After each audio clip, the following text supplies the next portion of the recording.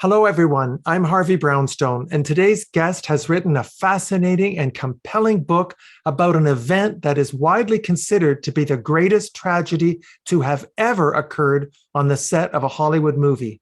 On July 23rd, 1982, during the filming of a key final scene in Twilight Zone, the movie, veteran actor Vic Morrow and two young children were instantly killed when a helicopter hovering above them crashed as a result of pyrotechnic special effect explosions. This is the actual footage of the catastrophe on the set of Twilight Zone, the movie. You are warned that these images are disturbing and very graphic.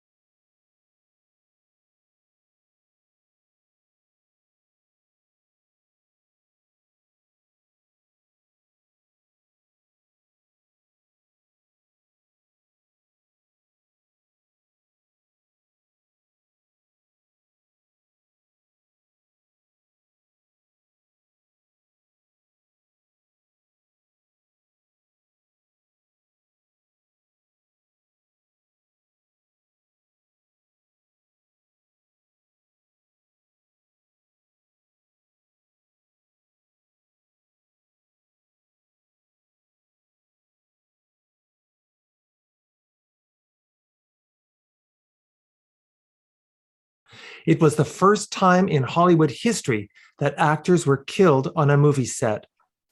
Our guest's book is entitled Fly by Night, The Secret Story of Steven Spielberg, Warner Brothers, and the Twilight Zone Deaths.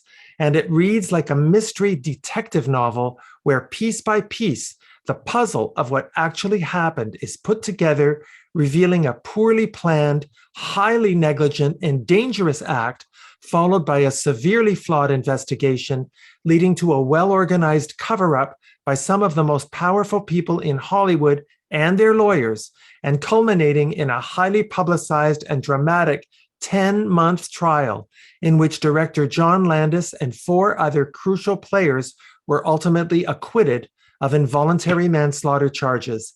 Given the recent tragedy involving Alec Baldwin that occurred on the set of Rust, the events that took place during the making of the Twilight Zone movie have taken on new relevance on the issue of safety on a movie set. I'm pleased to welcome author Steve Cheyne to our show. Steve, thank you so much for joining us. Thank you for having me. Steve, your book is incredibly detailed and meticulously researched. You must have spent a great deal of time gathering all of the evidence. Why did you decide to write the book? Well, when the crash first occurred, nobody really knew what happened. Obviously, it was a horrible tragedy. Two young kids, 6 and 7, one decapitated, the other crushed to death with their parents standing on the set watching. It was a horrible thing to imagine, but initially it was all seen just as an accident. By the time the case finally went to trial, literally took 4 years to bring it to trial. I started going to the trial every day, and it was very fascinating, met a lot of the witnesses and participants in the case, and including a couple of people from the studio and others who were more or less outraged by what they felt was a cover-up that occurred to protect the people who were involved in the crash, who were behind its terrible outcome. And from that, I had a background in publishing, had done several books in the past, and decided this would make a great subject, especially since most of the truth had never come out in the entire 5 years since the crash occurred to the time of the acquittal. Now, the two children, Renee and Micah, who were only 6 and 7 years old and who appeared in the scene with Vic Morrow, were hired illegally without a permit to work at night near explosives and directly below a low-flying helicopter. And the parents were never made aware of the presence of explosives or the risks involved. How was this allowed to happen? Well, I don't know what you mean by allowed, but there was a major conspiracy from the very beginning, which is what the book is all about, and how the studio protected John Landis and, to a more important degree, Steven Spielberg, who was the executive producer on this film.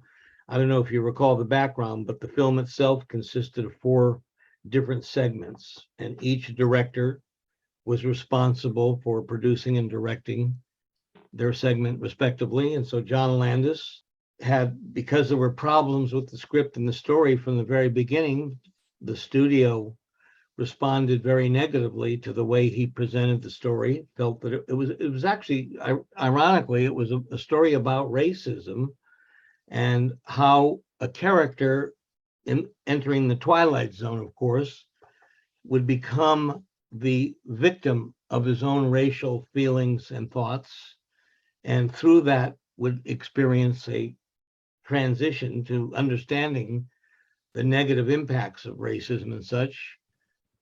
And in any event, when the script was submitted to Warner, it was not adequate, in their opinion.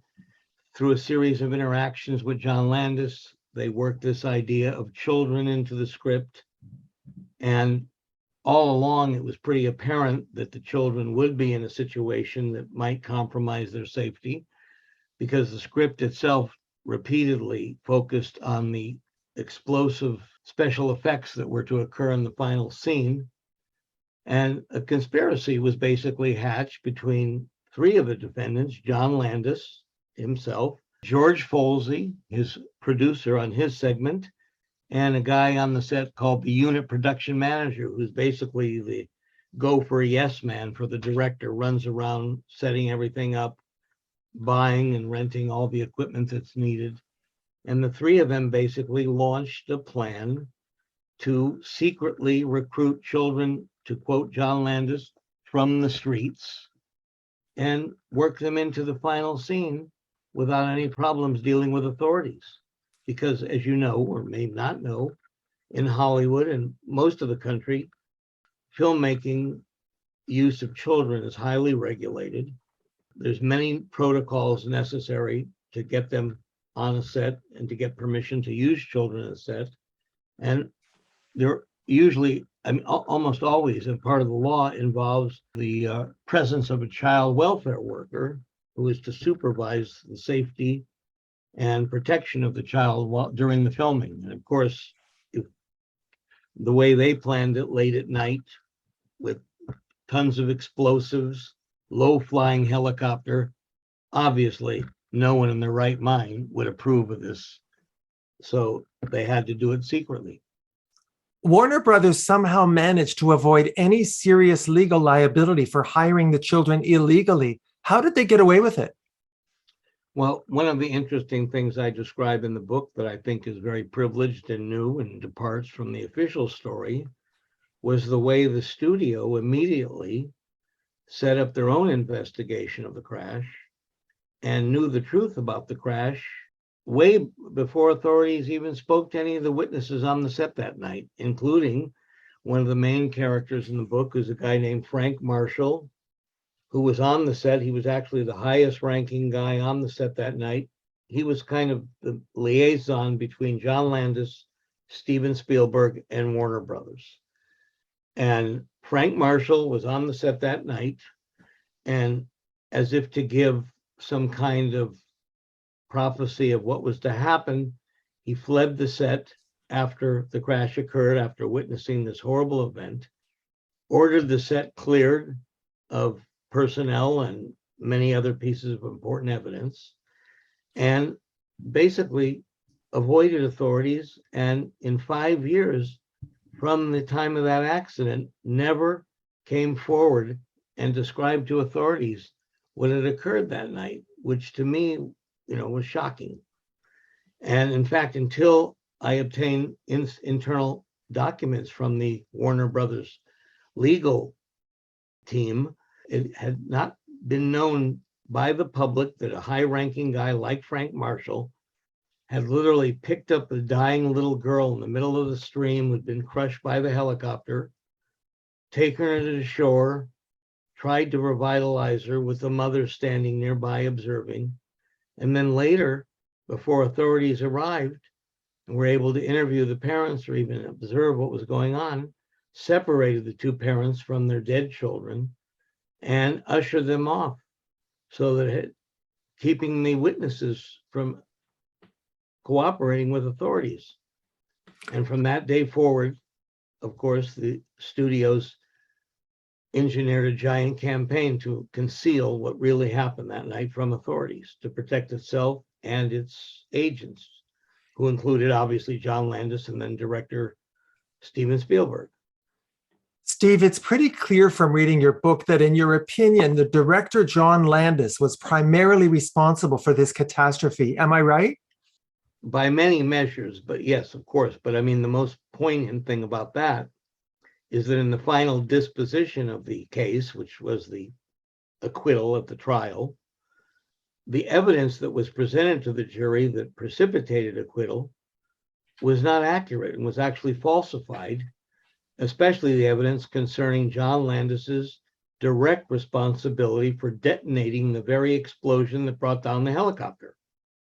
And this was achieved by persuading or cajoling one of the special effects men, who was a close friend of Paul Stewart, who was the so-called fifth defendant, or the special effects guy of the five gentlemen who were indicted and tried.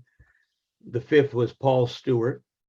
And one of his friends who was on the set that night basically took the rap and asserted that he accidentally fired off the explosive that brought down the helicopter, which obviously shielded John Landis in many respects for direct responsibility.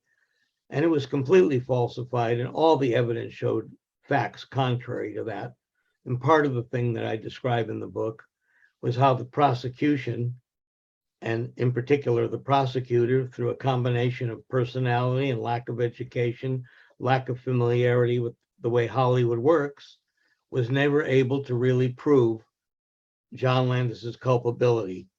And basically, I mean, in her defense, even though she lost the case, she was very tied up emotionally with the case and the way the children died on the set and how they had no choice in the matter and whatnot. And anyway, she was very personally tied up and never really was able to present to the jury an accurate. I mean, she was able to show the jury that John Landis was outrageous, his behavior was outrageous that night on the set, but tying that directly to responsibility was a failure on her part. And she herself never understood that John Landis ordered the detonation of the most fatal explosive that night to achieve a shot, because she never realized the way filmmaking works, by working backward and knowing what camera angles there were, where explosives were set up, you would be able to determine that John Landis set it off at a spot that would be very unsafe, directly under the tail rotor of the helicopter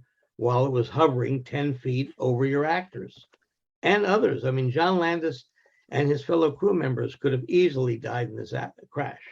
They were standing within feet of the crash.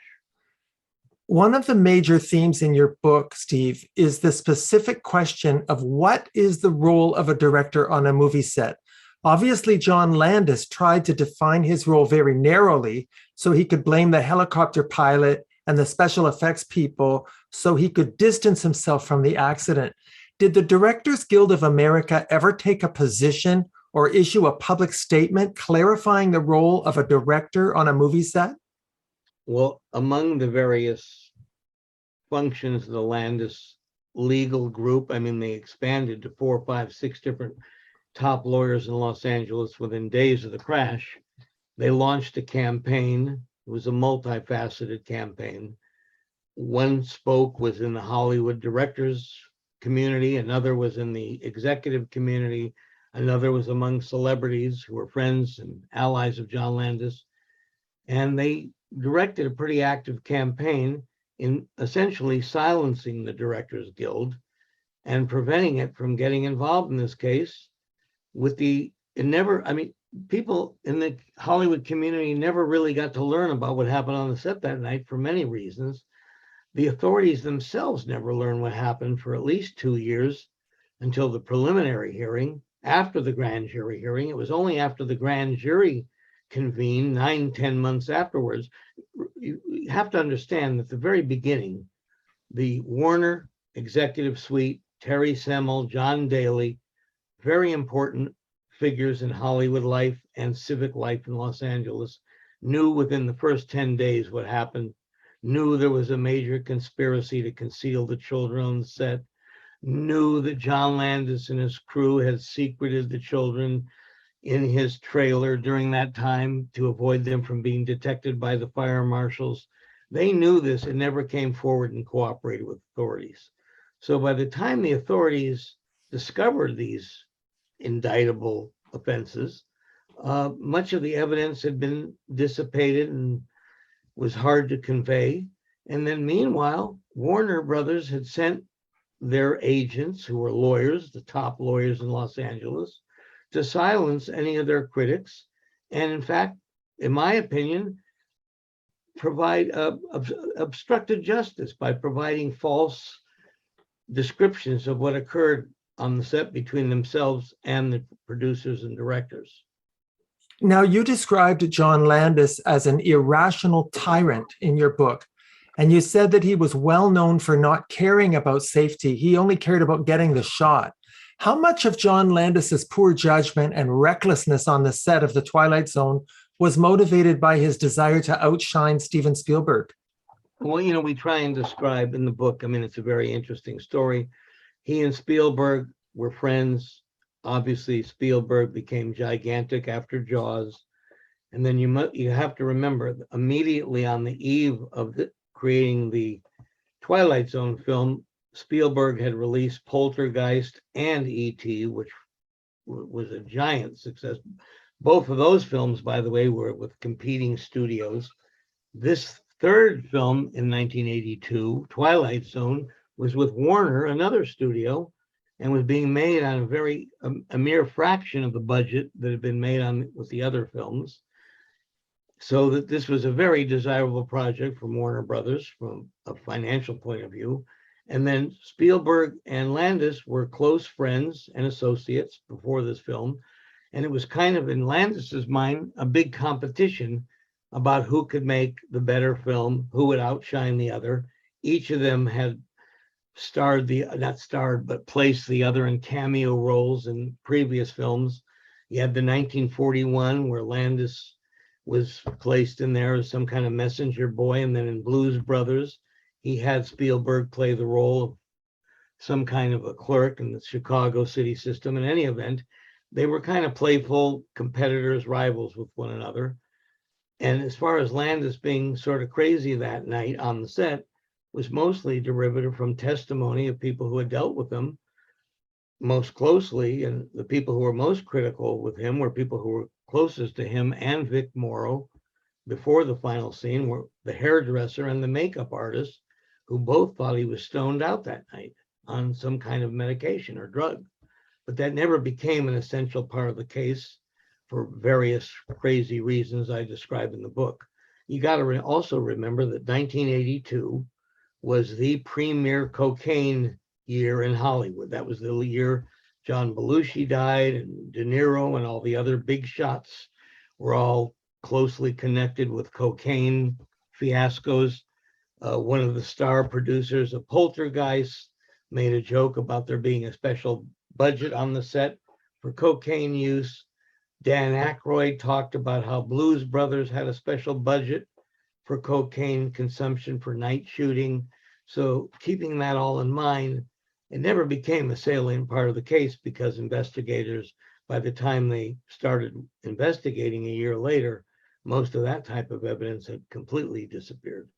But many eyewitness testimonies indicated that Landis is, in fact, there's a very dramatic scene that's described in the book where witnesses who were directly present just before Vic Morrow died, who dealt directly with John Landis, had a discussion with Vic Morrow, who was concerned that cocaine was being used widely on the set, and who kept asking both the makeup artist and the hairdresser if they agreed that Landis looked like he was all coked up. Both of whom said they did. Both of them who gave statements to other lawyers investigating this case from a liability point of view. And of course, this was never entered into evidence nor presented to the jury or anything of that nature. I want to ask you about Vic Morrow. He was kind of past his prime, and this movie was going to be his big comeback. Why did he do that fatal scene himself instead of having a stuntman do it? That itself became a big controversy during the trial. Obviously, he went ahead with the scene. He did take the children under his arms. Whether he knew the exact extent of their illegal hiring is another matter. I don't think there's any indication he did, although most people in Hollywood are aware of the strict use of children. There was a stuntman who was behind him who did come forward and did say that he wanted to perform the stunt, but because of Landis's extreme insistence on realism during that final explosion, or during what they call the final shot, which was what the whole thing was all about, the script was all focused on that final shot, he wanted a close-up of the character beneath the helicopter. And in order to do a close-up at the time of the explosions, with that kind of lens and camera, you needed the actor to do it himself. So it was because of that hyper-realism. And the same thing was true with the children being under his arm. Remember, these are children 6 and 7. They gotta weigh 50 pounds each at least. It's a slippery surface under the water, the river he was crossing. It was never rehearsed. He had never done it before. Other people had commented who'd walked across the river that it was slippery. And obviously it was a one-shot take because all of the explosives destroyed the village. So had the scene not been successful, you couldn't redo it like you can in Hollywood. So with all that behind it and all that hypercharge, and then on top of everything else, there was an active scheme to keep all the fire marshals away from the direct scene where the children would appear so that they couldn't interfere and put a stop to the shooting. So with all this tension, Landis signaled the initiation of the scene when the fire marshals were finally in position, had the children brought from the trailer where they had hidden, his own personal trailer, where they were hidden, paradoxically, ironically, with his wife and newly born daughter, baby daughter, who helped shepherd this conspiracy. Not the daughter, of course, but his wife, Deborah Nadulman. She was the costume designer on the set, and brought the children out, and in this panicky situation, initiated the scene and instructed the special effects expert standing a foot away from him to fire off the fatal number 4, we call it in the book, and it's described that way, the number 4 detonation. The initial press coverage about the accident referred to the Twilight Zone being a Steven Spielberg film, but very soon afterwards, Spielberg's name disappeared from the news coverage. Why? Well, I mean, in this city, Spielberg is an icon. Of course, Hollywood is Mecca. Spielberg was an icon. Everybody in this town, especially the news media, lives off of the film industry. It's a very incestuous relationship. And I mean, the Hollywood blacklist that gave Blacklist its name started in Hollywood, from Washington, D.C., invading the Hollywood domain, which started the blacklist, which still persists to this day with a different orientation. And if you say something, you don't work in Hollywood again. So with that in mind, the only one young correspondent brought up the Spielberg issue. His situation, young kid at the time, he's an old fogey like myself now, but he was a young journalist, worked for the local paper, kid named Andy Ferrillo. He was the only one who focused on the Spielberg aspect, and with Spielberg issuing a single line statement to the National Transportation Safety Board that he wasn't on the set that night, that brought the Spielberg focus to a closure.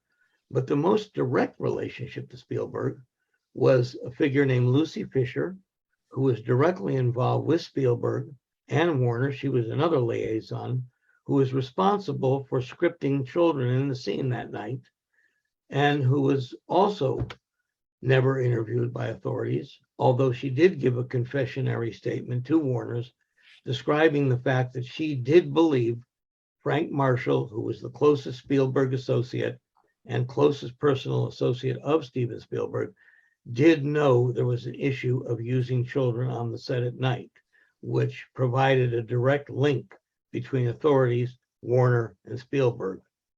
She has gone on to become a major figure in Hollywood. I think today she is the executive director of the Producers Guild. So she never had to pay any consequences for that event herself. John Landis's first lawyer, Harlan Braun, sent a letter to the district attorney criticizing them for not investigating Steven Spielberg's involvement. And that letter caused Harlan Braun to be replaced by superstar defense counsel James Neal. Why did that happen? Well, John Landis had many encounters. I mean, Harlan Braun was hired the weekend of the crash. He was he was contacted by John Landis's personal Hollywood attorney, a guy named Joel Baer. He brought Harlan Braun into the case because of his prominence in LA criminal law, and Harlan remained on the case until he was terminated at the point that you described, mainly because John Landis felt that although Harlan had done a great job delaying the case, keeping important evidence obscured, keeping adversaries from coming forward and whatnot, that Harlan had failed to get the case dismissed.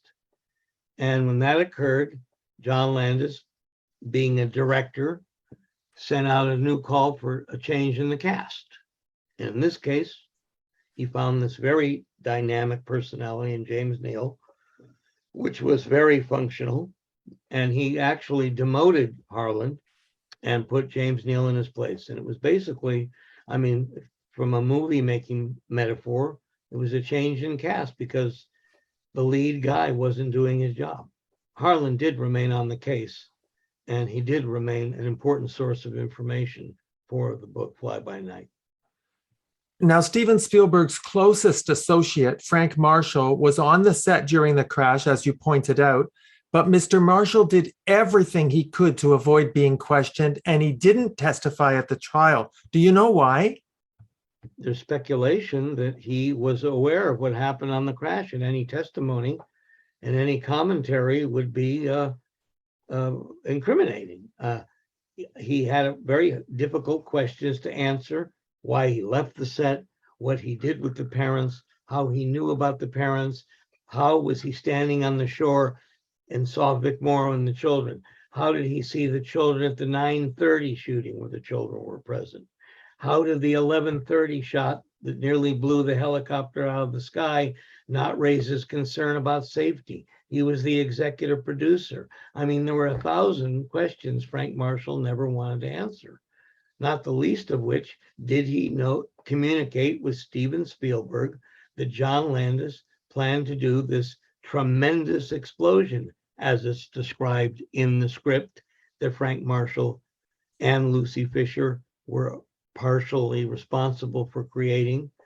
So there's many questions. What happened to all the documents that were used that Frank Marshall, Spielberg, and the others used in the pre-shooting of the film? I mean, all these things were never addressed because Frank Marshall fled the crash that night, instructed Andy House, the second assistant director, to clear the set, and himself fled. And when authorities showed up to interview him at Universal Studios, had his staff mislead them and left the country where he was beyond the jurisdiction of the LA courts. So stayed in Europe for about a couple of years, especially the full 10-month period of the trial. Authorities from the district attorney office and others went to Europe, tried to get Scotland Yard to bring him back, but they couldn't justify a legal authority, and he was able to stay out of jurisdiction. And when the trial finally ended and Landis and the other 4 defendants were acquitted, he returned to America to resume a very successful career. Now, Steve, it seems to me that the key issue in this case was whether adequate precautions were taken to ensure that the helicopter would be safely away from the explosives when they were set off. You were very critical of the initial investigation conducted by the NTSB. You wrote that although Hollywood filmmaking is an industry, it is not treated like any other industry when it comes to government investigators. What did you mean by that? Well, as I said, it was only the NTSB had any authority from the beginning because it was a helicopter crash. And under federal law, all those air accidents are covered by the NTSB. So they immediately intervened. In fact, the guy who somewhat of a star in the story, a guy named Don Lorente, who's no longer with us, was the NTSB investigator who actually was persistent and defied that description you just referred to. The other authorities involved in the case were the LA Sheriff's Department and the LA District Attorney's Office. And that's where you find this incredibly incestuous relationship that I've talked about. And from the very beginning, no important resources were directed to conduct an investigation. Everything was left to the NTSB. So when important witnesses were secretly giving interviews to Warner and being avoided by the NTSB because they were basically avoiding all authorities at the direction of Warner, the local authorities under the authority of the district attorney's office and the sheriff's office had one guy who was basically didn't know what to do, had no contact with Hollywood, and was basically chasing his tail, the way I describe it in the book. Well, the impression I got from your book regarding the NTSB is that the investigators were starstruck. They were just so impressed with the glamour and the prestige of the people they were investigating. Well, I don't know about the NTSB investigators specifically, but the authorities and the hierarchy of the NTSB, who are based in Washington, apparently the word on the block was that they were very dissatisfied with the local NTSB investigator intervening as actively as he did and persisting in the case. In fact, some of the people in Warner started a smear campaign behind the scenes to say that Don Lorente, the NTSB investigator, was tied up with the attorneys who were seeking damage recoveries representing the family of the children. So they were willing to say anything to undermine the investigators. Now, the NTSB investigation concluded that debris from the explosives caused the helicopter to crash. The defense theory was that the metal skin of the tail rotor had delaminated, detached, and separated from the blade due to the heat from the explosives. And that's what caused the helicopter to crash. Steve, do you have an opinion on the cause of the crash? In either event, the defense so-called delamination theory was created to give the impression, okay, under the manslaughter statutes, one of the principal components is something called foreseeability.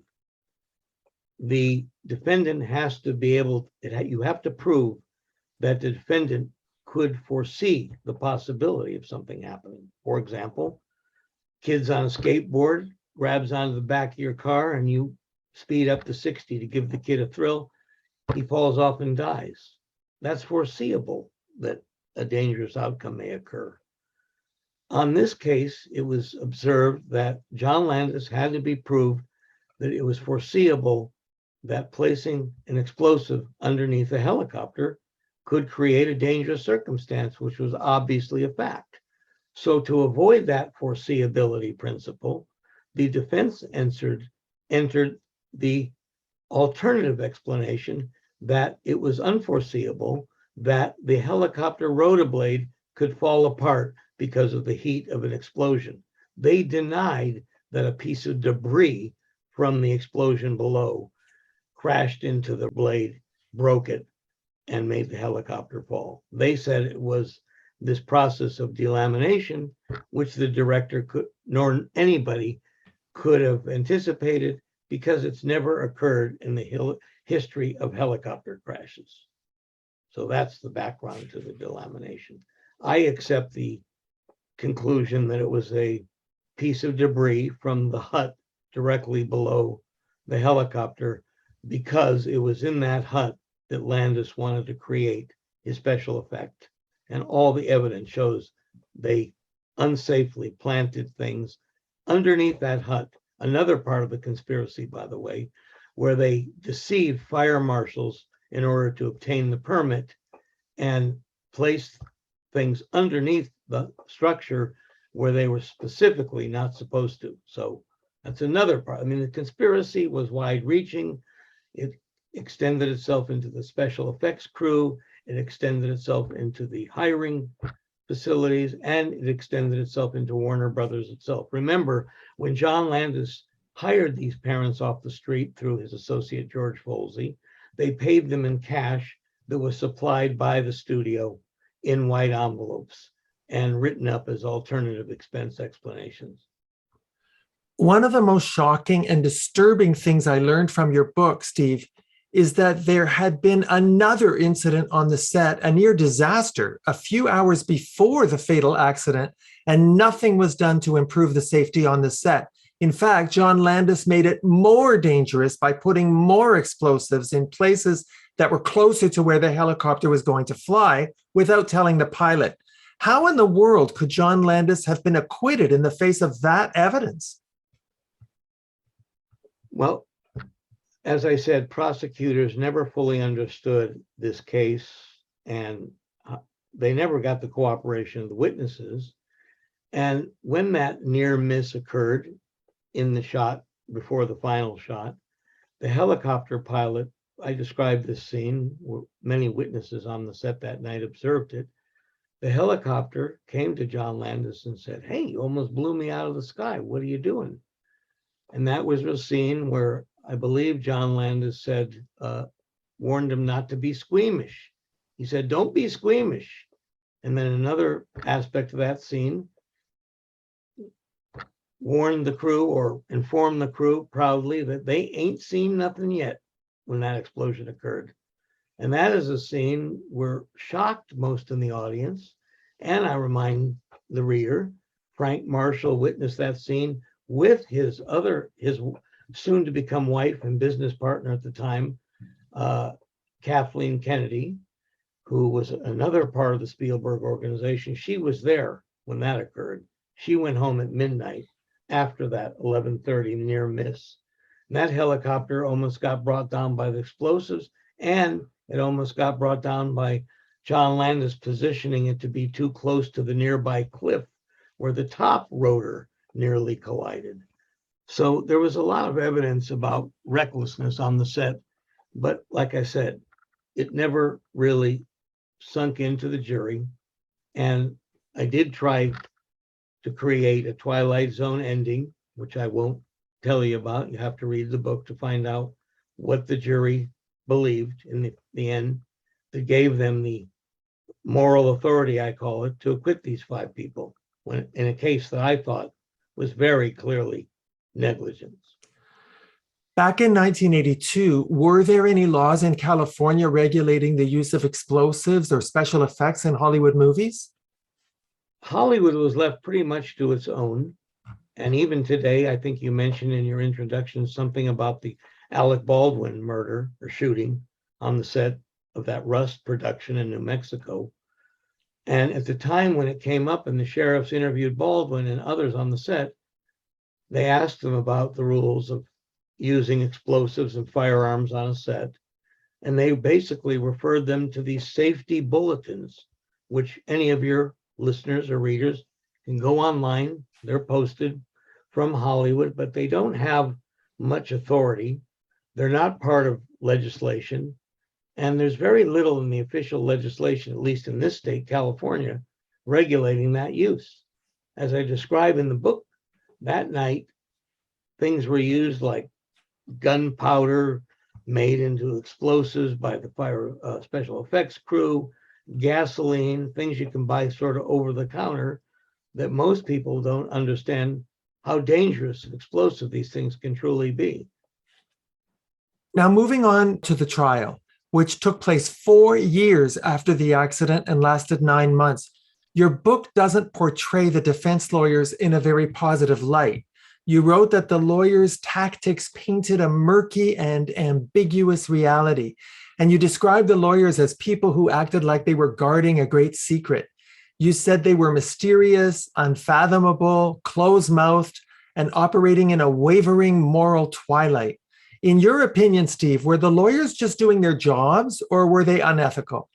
Well, I don't know if ethics is a proper word, but these lawyers, both lawyers in the case, the first and the subsequent lawyer who took the case to trial, were selected by the leadership of the district attorney's office. And part of the problem was that most of the candidates to prosecute this case, as I mentioned, because of Hollywood's incestuous relationship with local government, had been involved in various Hollywood productions as advisors, television shows, shows about the police. So people in authority in the LA prosecutorial community were very much compromised by their involvement. So part of the problem was finding the proper candidates. And I believe that in that process, the executive suite at the district attorney's office did a very poor job. And the very first lawyer to come on the case was a guy who, in the very middle of the case, as you know from reading the book, was compromised by his own scandal, where he was found to, before he was replaced by the lady Leah DeAugustino, who finally took the case to trial. He was compromised by being exposed for being involved with a little downtown dance, what do they call them? Taxi dancing nightclubs, where a lot of shady type events occurred, shall we say. And that was a very embarrassing blow to the case.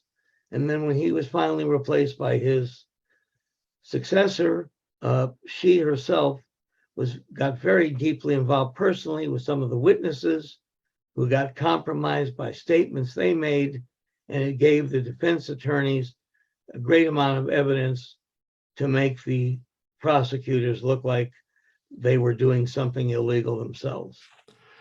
Well, at one point in the book, you suggest that some of the defense lawyers may have been involved in eliciting perjured testimony in order to place the blame on a special effects worker named Jimmy Chamomile for firing one of the explosives too early after having been warned not to fire any explosives underneath the helicopter.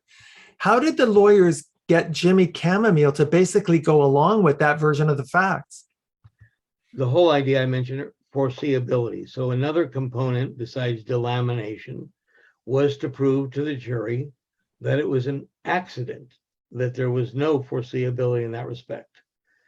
And the guy who actually pulled the trigger on the number 4 explosion was standing right next to John Landis. But the prosecutors never realized or concluded this. Instead, they accepted a misinterpreted form of understanding of the way the explosive went off to believe that it was set off by another special effectsman. After all the evidence was analyzed by the FBI and other important authorities that dealt with the explosions, the authorities were able to narrow it down to which particular hut it was and which 2 people were the only 2 people who could have pulled that off. One guy was standing next to John Landis, and the other guy, who was standing quite a distance away by comparison, was the gentleman you mentioned, a guy named Jimmy Chamomile. Among the special effects, I described the scene that night of basically an intoxicated special effects crew, the head of whom was this guy, Paul Stewart, who was the 5th defendant I described. He was in charge. In my research and investigation and talks with private investigators, I came to the understanding that Paul Stewart was so drunk that night, or so influenced by alcohol, that he was supposed to be the guy standing next to John Landis, but instead they put in a second-ranking guy who was a very close friend of Paul Stewart's. He's the one who was standing there, far away from all this firing position of John Landis, was this fellow Jimmy Chamomile. Chamomile was a close friend of Paul Stewart. He was never identified as being responsible. When Paul Stewart was indicted, he appeared at the grand jury and, through the cajoling of Paul Stewart and others, went along with the version that that particular explosion was actually on his firing board and not on the guy standing next to John Landis. He gave testimony to that effect, and without referring to any of the proof to the contrary, that became part of the story.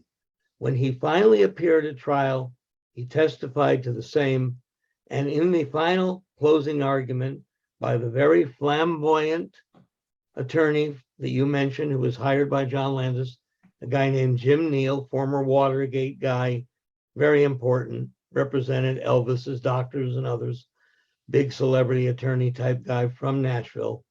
In his final argument, one of his most dramatic moves was a presentation of testimony from Jimmy Chamomile, blown up on large placards, which he emphasized over and over to the jury was the one responsible for firing the fatal explosion, and for that reason, they could not hold John Landis responsible.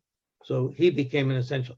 In terms of the convincing him to testify, I observed a scene where his lawyer, who cooperated with the others, who cooperated with bringing him to the witness, a guy named Arnie Klein, described his personal situation where he persuaded Chamomile to stick to that testimony to present his close friend and supervisor, Paul Stewart, from going to jail. Because had there been a conviction, it was certain that Paul Stewart would have been convicted along with John Landis and the others. Now, throughout your book and throughout this interview, you've referred to the fact that the special effects crew were consuming alcohol on the set, but the jury was not allowed to know about that. Steve, wasn't it incredibly important information that some of the crew were drinking beer and vodka while firing explosives near children? Well, among the fatal errors of the prosecution, and I mentioned to you, for example, how in many respects, they were very amateurish. As you know, I think you have a background in the law. In the beginning of a trial, the attorneys present evidence to the judge that they believe would be prejudicial and would not be pertinent to the case.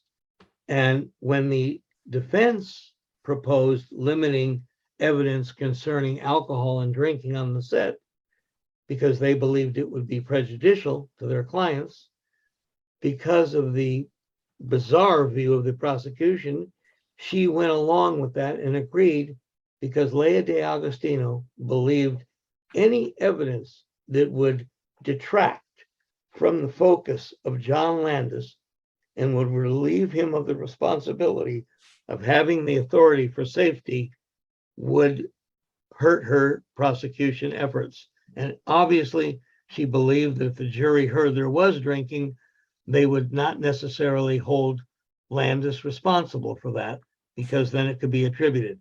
I present evidence in the book where witnesses believe Landis knew about their drinking and used his knowledge as a tool to prevail upon Paul Stewart to get him to place more and more dangerous explosives, including the fatal explosive, the so-called number 4 hut. I got the impression from your book that a number of key prosecution witnesses gave much softer and less accusatory versions of what happened on the set than they did when they were first questioned during the investigations. They seemed to be more supportive of John Landis at the trial than they initially were. Did they soften their testimony out of fear of being blacklisted by the Hollywood studios? Well, there was a combination for motives, but one of the things you probably know about, if you're a skillful defense attorney, the more you can get a witness to say something, it achieves 2 effects. One, you reduce their emotion and their intensity. As they repeat it, it becomes less and less compelling.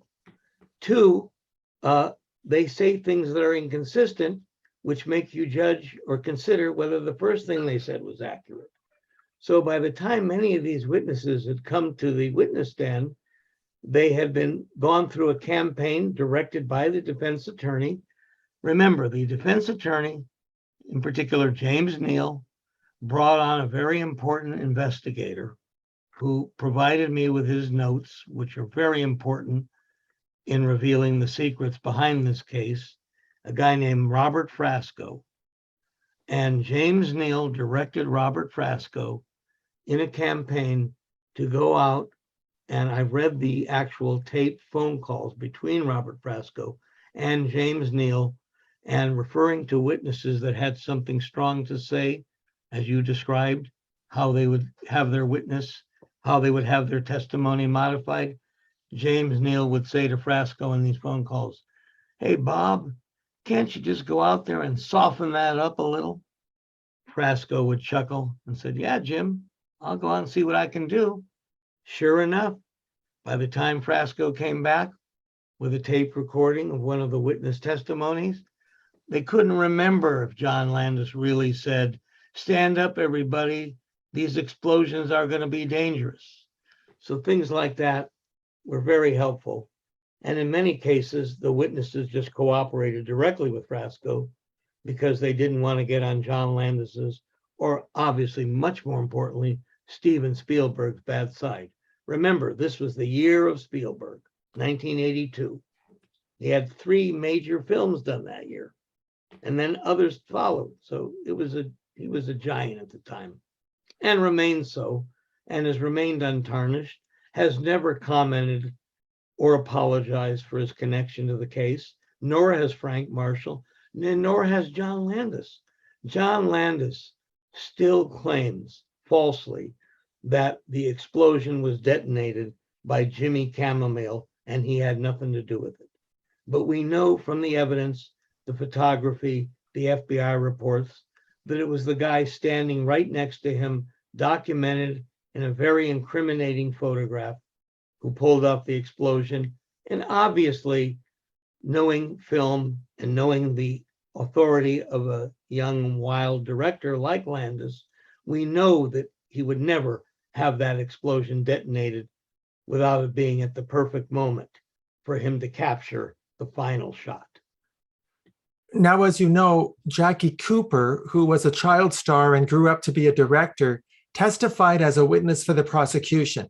And by doing so, he broke ranks with the other Hollywood directors who saw him as a traitor for ratting out on a colleague. That was very brave of him to speak up and to be critical of John Landis, wasn't it? Well, you asked earlier about how John Landis maintained the support of the Directors Guild, or at least neutralized them. And he was at one of the very first meetings where the Landis people obviously sent a representative to observe what was going on.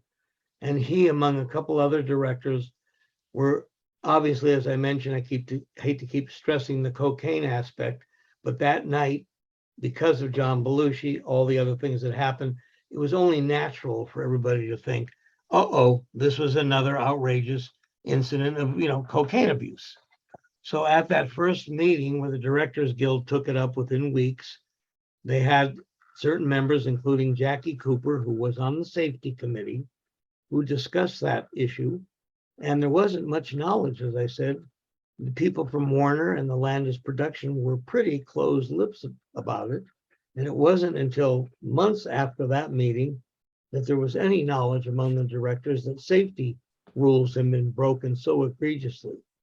But at the time, Jackie Cooper was the only director who would cooperate with the district attorney to appear as an expert in the case. The district attorney went out, and I described the campaign where Leia DeAugustino gleefully went out and was very happy about it because she loved rubbing all elbows herself with Hollywood, the magic of Hollywood. And she went and interviewed several important directors, many of whom agreed with her that safety standards were terribly compromised, placing children late at night next to a low hovering helicopter with explosives, that on the face of it, it was dangerous. And most of the directors declined her invitation. even though they showed sympathy in private. Jackie Cooper must be commended for being a guy who had extensive background ties in Hollywood. Probably most of your listeners, hopefully, are too young to remember Jackie Cooper, but at the time, he was a very prominent, iconic figure. And by the way, without giving anything, well, you have to read the book, but he didn't really have much impact on the jury, I must say. I want to ask you about the helicopter pilot, Dorsey Wingo. Initially, he said that he had no idea that explosives were going to go off directly under the helicopter when it would be flying so low. And he sued Warner Brothers and Twilight Zone Productions. But at the trial, his testimony was a much softer characterization of the crash than what he gave earlier. Why? Well, you got to understand at the very beginning, before anybody knew what was happening at all, a common thing that alleged criminals do, I call the finger pointing stage occurred, where everybody on the set was pointing the finger. Obviously, John Landis, in the very beginning, was pointing the finger directly at Paul Stewart, the special effects guy, and the guy directly responsible for safety of the helicopter, Dorsey Wingo, the pilot. So in the very early stage of the case, John Landis' strategic position was try and shift blame to them for not doing things properly. During the case itself, that division still existed, and all five of the defendants, in particular John Landis, the first and most important defendant, and Dorsey Wingo, one of the other four defendants, entered the case very much antagonistic to one another. In fact, much of the evidence about the cocaine use on the set came from an investigation by Dorsey Wingo's attorneys, representing the insurance company behind him and the helicopter people. So in the very beginning, they sought to prove that John Landis was reckless, so they were unearthing evidence to that effect.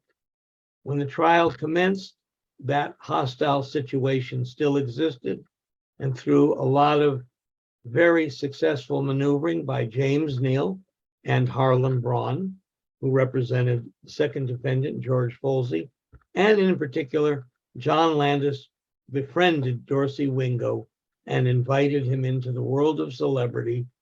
And he and his wife, John Landis and his wife, did picnic-like things with Dorsey, started eating lunch with him, and was warned during one phase of the trial by his attorney that associating, I think there was Mr. Trope, an older gentleman, warned Dorsey Wingo that if he kept associating too closely with John Landis, he'd then end up wearing those striped pajamas in prison.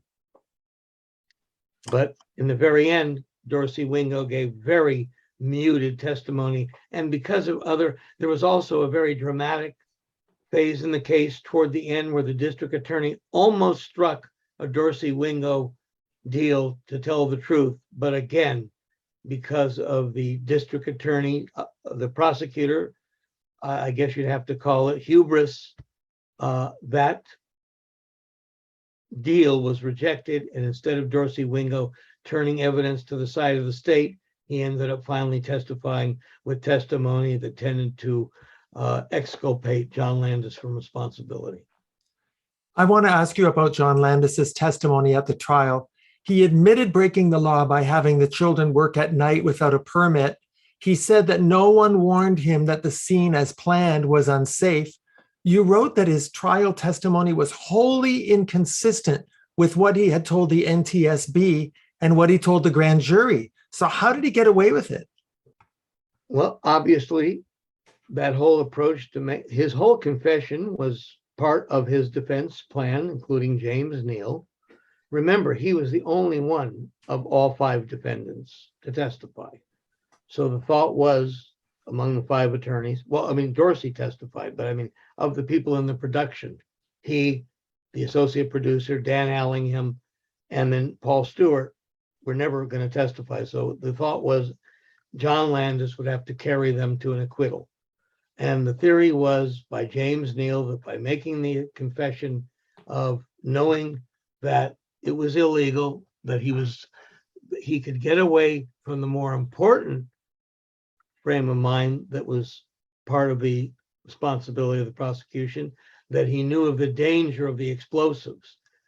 That was the whole strategy behind making the confession about knew of the illegality, because he was willing to basically cop to a plea of illegal hiring, but only because there were laws governing child welfare workers, not because he was trying to avoid people from preventing him from placing children next to explosives.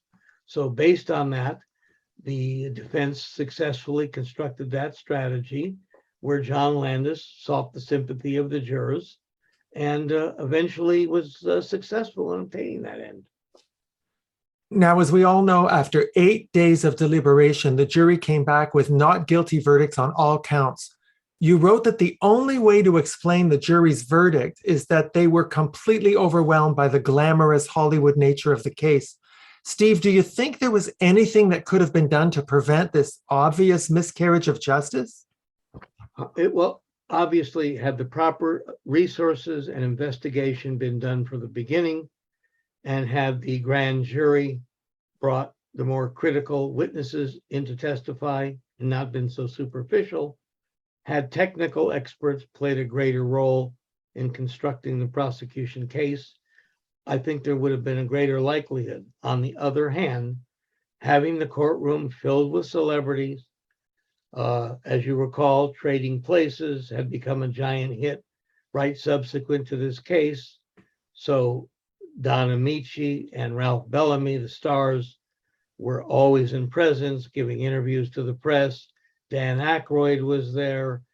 Celebrity after celebrity showed up in the courtroom, giving their support to John Landis. The jury themselves, many of whom were Hollywood devotees, followed Hollywood trivia, talked about Hollywood during rest periods. And eventually they're, as they describe, you have to read the book, but they were very closely identified in the end with the defendants. So in the prosecution's defense, it may have been an insurmountable obstacle to have that case tried in this town. Well, what do you make of the fact that after the verdict, the jury asked to meet with the defendants and answer questions from the press together? Why do you think they wanted to do that? Well, that obviously the jury themselves saw themselves as becoming celebrities and basically wanted to conduct their own press conferences. And obviously, once they went home, other than some private communications with Landis and the defense, they would fade into obscurity like the rest of us commoners. In my introduction, I mentioned the recent tragedy involving Alec Baldwin on the set of Rust. Steve, do you have any comments about what happened there and what needs to happen to prevent similar tragedies in the future? Well, that's a very complicated case, but in the end, Alec Baldwin, like John Landis, was the senior authority on that set. He was wearing many hats, like John Landis, and he did a lot of things, or contributed a lot of things that contributed to unsafe conditions on the set. And I don't know how many of your viewers have followed that case, but the night before, all of the cameramen resigned and came back the morning of the killing and removed all their camera equipment, leaving Alec Baldwin, his fellow producers, and the director, who was under Alec Baldwin's thumb completely, to hire other inexperienced people, and it turned the set that day into complete disorder and shambles. And I have my own feeling for what went on in the church, because at the time that Alec Baldwin picked up the loaded pistol handed to him by another assistant director who himself had been involved in many reckless events on movie sets through these so-called runaway productions that go down to places like New Mexico and Georgia and hire people who are inexperienced for less money. These runaway productions go down there. But in this particular production, Alec Baldwin owned a piece of it, in addition to being the guy who wrote the story, in addition to being a producer, in addition to being the main celebrity on the cast. He was also the guy who ran the whole set, in my opinion. When they were in that room, there were 14 people in the room. The person who was responsible for controlling the weapon, the young girl who's had all the finger pointing at her, was not even permitted in the room. And when she tried to get in to find out what was going on with the gun or any of the weaponry, she's called the armorer. That's her official title. She was prevented from entering the room. And inside the room, on his own, not mentioned in the script, for some reason, Alec Baldwin decided to play around with a loaded gun, decided to aim it at that poor victim, pulled the trigger with his thumb by his own admission, and fired the pistol. So you'll have to decide whether or not that constitutes foreseeability.